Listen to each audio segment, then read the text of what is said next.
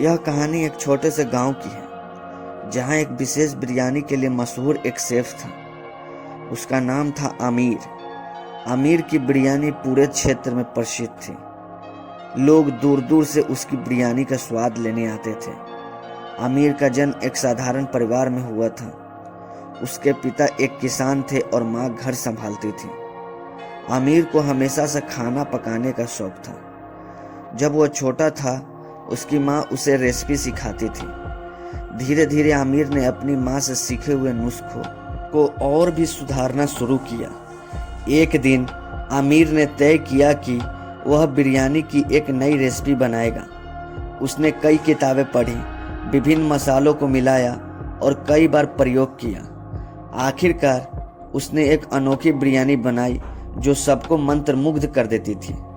उसकी बिरयानी में खास मसालों का इस्तेमाल होता था जो उसे अद्वितीय बनाते थे। एक दिन आमिर को एक बड़े शहर में एक फूड फेस्टिवल में आमंत्रित किया गया। वह बहुत उत्साहित था। उसने अपनी बिरयानी की खासियत बताने और लोगों को उसके स्वाद का आनंद लेने का सोचा। आमिर ने अपनी सारी तैयारी की और हवाई जहाज से शहर के लिए निकल पड़ा।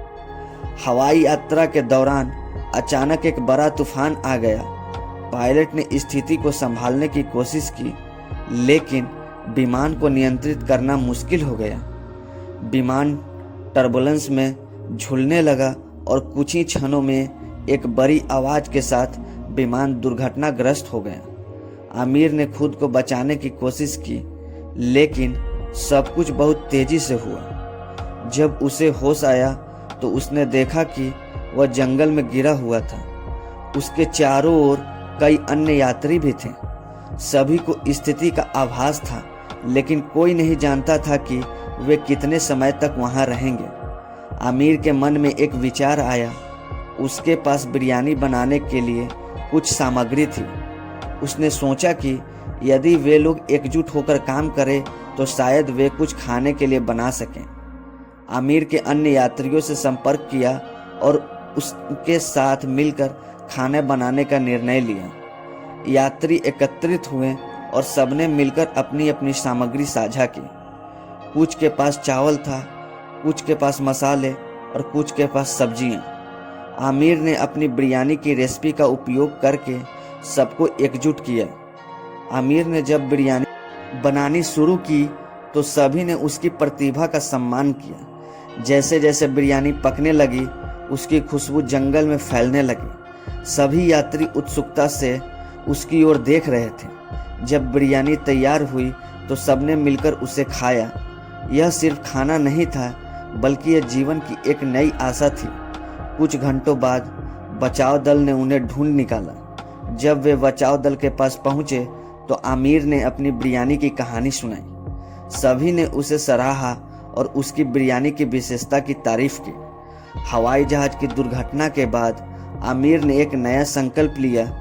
उसने निर्णय लिया कि वह अपनी बिरयानी को और अधिक लोगों तक पहुंचाएगा।